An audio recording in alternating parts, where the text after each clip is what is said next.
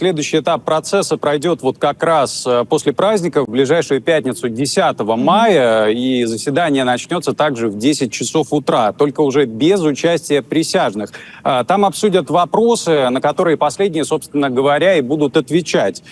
После обсуждения и формулировки вопросов судья их утверждает. Это будут обязательные вопросы о том, доказано ли то или иное деяние. Поскольку Бишимбаев ранее уже был осужден за совершение особо тяжкого преступления и сейчас обвиняется в совершении аналогичного особо тяжкого преступления, в подобном случае по законодательству нашей страны предусматривается пожизненное лишение свободы. Если присяжные единогласно проголосуют за его виновность, Бишимбаеву грозит пожизненное наказание. Если проголосуют 8 и более присяжных, то возможный срок более 15 лет.